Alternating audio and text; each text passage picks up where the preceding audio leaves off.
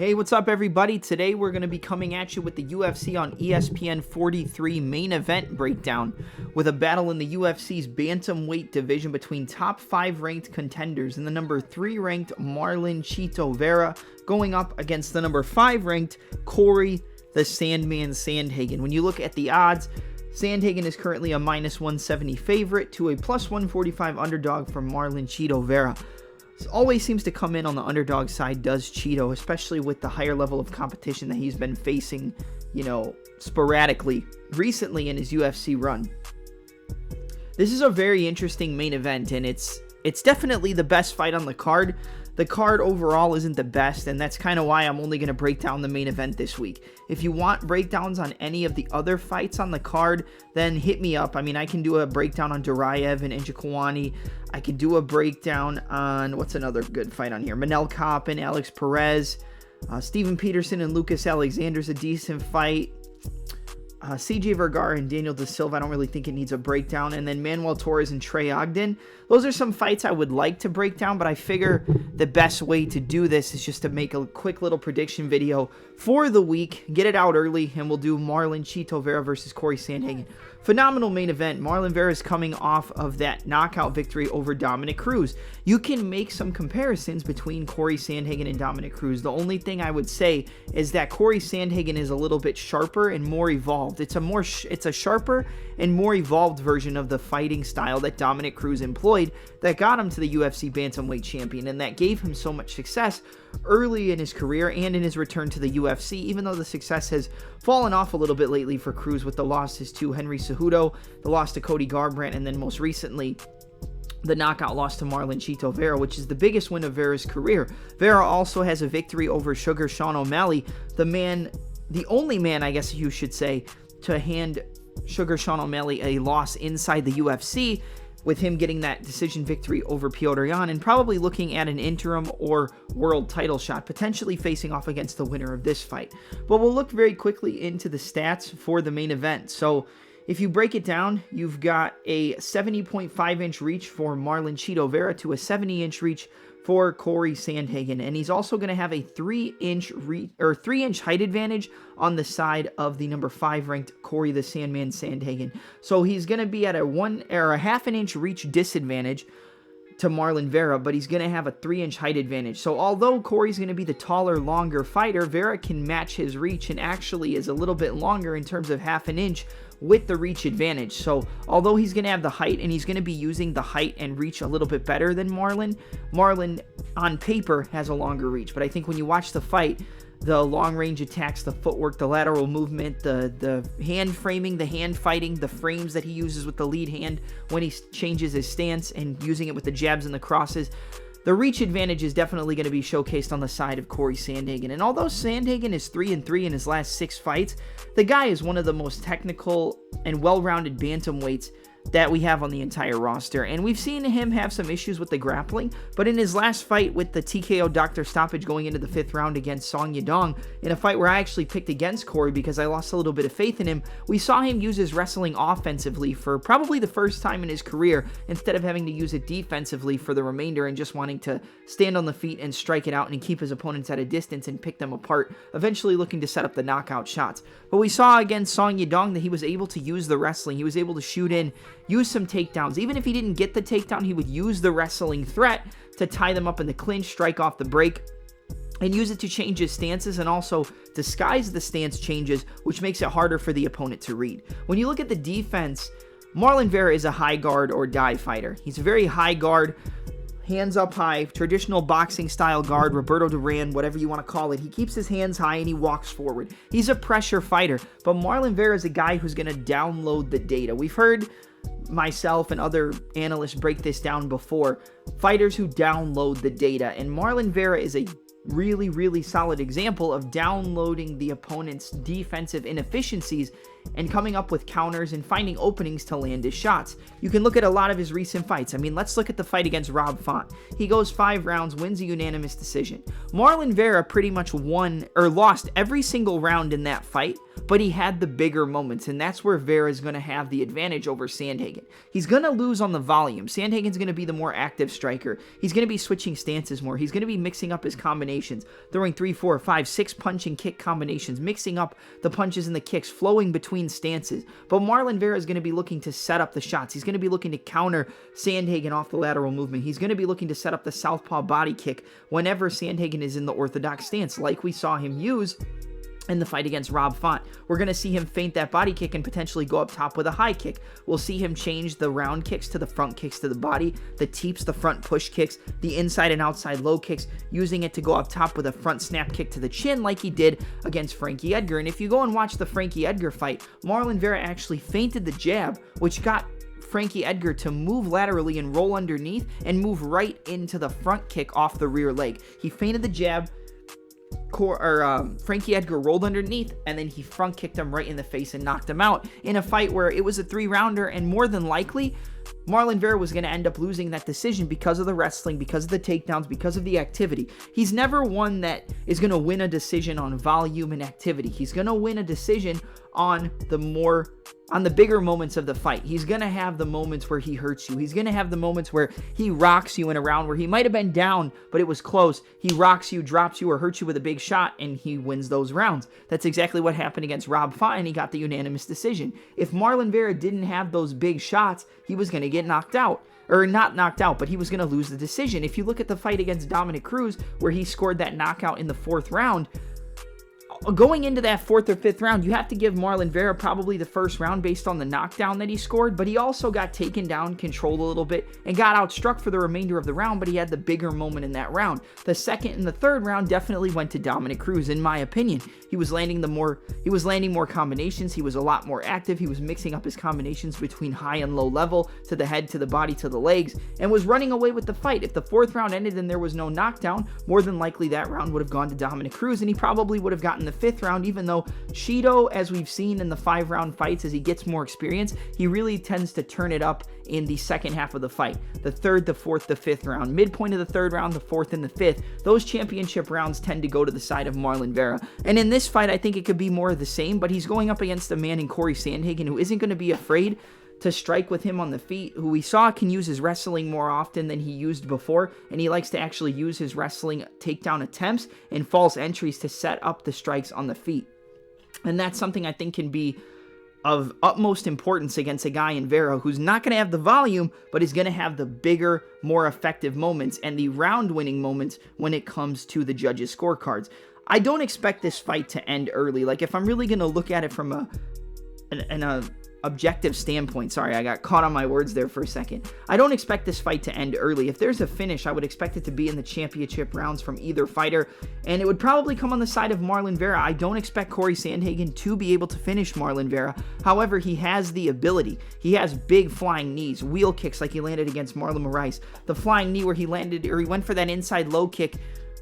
He got Frankie to move towards the rear side and jump right into the flying knee and knock him out early in the 1st round. Like, Cory definitely has a knockout upside, but Chito is so durable and is a guy who's never been knocked out in almost 30 fights in his pro MMA career. And that's something that I don't think Cory's going to be able to crack. I know we saw Cory knock out Marlon Moraes. We saw him knock out Frankie Edgar, but those were guys who had already been knocked out. He has power. We saw him drop TJ Dillashaw with a good left hook. We saw him hurt TJ Dillashaw with a flying knee in TJ Dillashaw's return bout, but I don't think he's going to have the power or the knockout upside to be able to defeat Marlon Vera inside the distance, and I think that's something you have to look at. I don't think he has the ability to defeat Vera inside the distance. If there's a finish, I would expect it, like I believe I already stated, to come from the side of Marlon Chito Vera. Chito is very good at downloading the data, but so is Cory Sandhagen. This is a very interesting fight. When it comes to the grappling, I would give the advantage all day in the jiu-jitsu realm to Marlon Chito Vera, especially against a guy in Cory Sandhagen who we've seen get finished by submission, who we've seen get caught in submissions before earlier in his career. He always tends to give up his back, and a lot of the times it's when he tries to set up spinning techniques, spinning back fists, spinning back kicks, hook kicks. He'll spin and give up his back. That's kind of what happened in the fight against Aljamain Sterling. He gave up his back, gave up the superior positioning up against the cage. Sterling jumped on him, locked him up in the body triangle, and was able to get a rear naked choke early in the first round before the fight even got the chance to get started. Now, I'm not comparing the grappling ability of Marlon Vera and the UFC Bantamweight champion in Aljamain Sterling. I definitely think Sterling is a much sharper and more well-rounded grappler, and I don't think it takes a rocket scientist to figure that out. But we've seen Cory give up positions where I think the jiu-jitsu of Marlon Vera can take advantage. He hasn't gone for a lot of submissions lately in his career, but earlier in his career, he was very, very solid and very heavy on looking to set up submissions and actually get finishes via submission. If you look at his record, out of 16 finishes, he has 8 submissions and 8 knockouts to his name. So he's 50-50 on his finishes in his MMA career. The last time he was able to score a submission was actually over Nohelin Hernandez at UFC 239. He got a rear naked choke in the second round. TKO before that, he got a rear naked choke submission over Guido Canetti in the second round. Body punch knockout, armbar submission over Brian Kelleher, a TKO over Brad Pickett, which was a very crazy comeback. I think he was losing that fight pretty effectively, or pretty one-sidedly, until he was able to catch Brad Pickett with that finishing blow. And then when you look at the Davy Grant fight, he lost his first fight to Davy Grant via decision, but an triangle armbar against Roman Salazar. So earlier in his career, Chito was more of a grappler, a submission artist, a top pressure, looking to set up submissions than he is now. Now he likes to stand on the feet. I think that Cory's probably going to win almost every round, but like we said, you have to look out for the bigger moments, and the bigger moments in this fight are going to come from Marlon Vera. Vera's durable. Vera has an ability to stay in the fight, and he's never been finished by submission or knockout. Out of all of his 7 losses, they've all come by way of decision. Now, everybody's durable until they're no longer durable anymore, but Cory Sandhagen is a very durable guy on the feet. We've never seen him get knocked out either, but he also has been submitted before, and I think that the jiu-jitsu, the grappling, the submission upside is where Marlon Vera can take advantage. If you're expecting the fight to go the distance, you would definitely want to be on the side of Cory Sandhagen because he's probably going to win the rounds. But if you look at the Rob Font fight like we discussed, it only takes one big shot for Chito, and he has the power to land at very awkward angles. Chito reminds me of a kind of karate style, traditional style straight punch mixed martial artist. Like when he lands his straight punches, they're not big wind-up shots. They're not always like the perfect technique, but they're kind of just pop.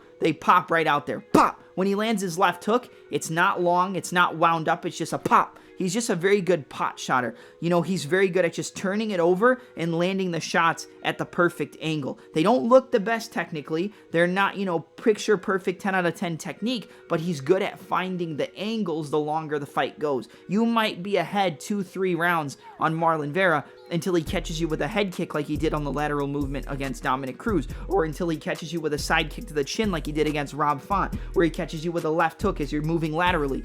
The lateral movement counters of Marlon Vera are going to be of utmost importance against a guy in Cory Sandhagen who is a switch stance fighter. Marlon Vera is a switch stance fighter as well, but Cory Sandhagen likes to move laterally. He'll double, triple jab with the lead hand, and then he'll step into orthodox if he's in southpaw, double, step in with the straight left hand, step back into orthodox, 1-1-2, step back into southpaw, 1-1, hook, body kick, step into orthodox, 1-1-2, off the 2, switch to southpaw, left kick to the body, like he did against Magic Marlon Moraes. He loves to change his stances, so the lateral movement counters of Marlon Vera, and countering the lateral movement, having Cory move into body kicks, having him move in to spinning techniques, having him move into shots, even if he's up against the cage and he gets his back to the if he gets his back to the cage wall, he's going to have no choice but to move laterally, and that's going to set up the hook counters of Marlon Chito Vera. That's going to set up the beautiful left hook. That's going to set up the body kicks. And Marlon Vera is very good at body kicks and switching stances to set up the kicks to the body. I think that this fight is more than likely going to be all Cory Sandhagen until it's no longer Cory Sandhagen. And I know that Cory Sandhagen isn't a guy who's been finished. I don't believe he's ever been knocked out in his MMA career. Yeah, he's never been knocked out, but he has been submitted by Aljamain Sterling, who is the current UFC Bantamweight champion, and I think if he grappled with Marlon Vera, he'd submit him as well. But Cory's a durable guy. He's never been finished. Marlon Vera never been finished by submission or knockout, so you do have to take that into consideration. But I do think that if anybody's going to find a shot to put Cory Sandhagen away, it's probably going to be Chito. It's probably going to be Marlon Vera, because he knocked out Dominic Cruz, who, yes, got knocked out by Henry Cejudo, and it was a fight where he tried to protest the stoppage and he tried to get up, and some people believed it wasn't a great stoppage. He got dropped multiple times by Cody Garbrandt, but was able to get back up. But the fight against Marlon Vera, as he caught him stance switch straight against the cage, he landed like a stance switch jab where he switched, and as he switched, he moved laterally, and Marlon Vera was able to time it with a hook into a high kick and catch him right on the chin as he was moving laterally, and actually sent Dominic Cruz flying, because the impact and the force of Cruz's lateral movement and the fast twitch muscle fibers that he used to use that lateral movement, and then paired with the impact of the kick, sent Cruz flying, dropped him. He jumped on him for 1 or 2 more shots, and Cruz was out cold. He was the first man to officially knock out Dominic Cruz. If you can knock out a guy in Dominic Cruz, who's one of the most durable fighters in the sport and has some of the best recovery in all of mixed martial arts, especially in the bantamweight division, I think he can definitely find a shot on Cory Sandhagen. That even if it doesn't finish him, he can drop him and, like we've said already, have the bigger moments. If you're expecting the fight to go to decision, you would more than likely probably want to be on the side of Sandhagen if you favor volume, activity, combinations, and favor the numbers. But I mean, Rob Font landed almost 300 strikes, I believe. I think it was like, maybe it was almost 200, like 180, 190, 200 something strikes against Marlon Vera. Vera, he doubled him up, I think over doubled him up in terms of the numbers, but Vera dropped him like 4 times in the fight, and he ended up winning via unanimous decision because he had the bigger moments. I favor the grappling and the jiu-jitsu of Marlon Vera if the fight hits the mat. I favor the finishing ability of Marlon Vera, and I favor his ability to make adjustments, even though Cory is very good at making adjustments, and with his newfound ability to use his wrestling offensively, even if it's not to get those takedowns, but it's to use the fakes and feints to set up the level changes, which can set up the stance changing combinations, the stance switch body kicks, the stance switch straights, and the multi-punch and kick combinations. This is a very high-level fight. This is probably one of the best fights you can make in the UFC's bantamweight division, and it's one of the most high-level technical battles that we're going to have in the UFC for a long time. I think this is a very, very high-level matchup, one of the most high-level matchups you can have in the UFC. And when it comes to making a prediction, I think I'm going to go with Marlon Vera, man. Like, I keep discounting this guy because he's not a good round winner. And you always want those guys who, yes, they have the finishing ability, but they're also good at winning rounds. And Marlon Vera is not that great at winning rounds, but he's good at winning rounds off of the bigger moments. But volume's never been an upside for Marlon Vera. But he does have more power than Cory Sandhagen, in my opinion. And even though Cory's very good at downloading the data and making in-fight adjustments just like Marlon Vera, which is going to make a finish harder on either side, I think I'm going to side with Marlon Vera here as the underdog. I've picked against him with Rob Font. I picked against him with Dominic Cruz. I've picked against him a few times, and he shut me up in fights where it looked like he was clearly going to lose until he wasn't. And I don't think I want to fade a guy who can be losing the first couple rounds and then find big shots and steal it on the judges' scorecards. And that's what I think could happen, or I think a late finish in the championship rounds for Marlon Vera can happen. So my pick for the fight is going to be the number 3 ranked Marlon Chito Vera to defeat Cory the Sandman Sandhagen via a... Ooh, do I think he's going to finish him?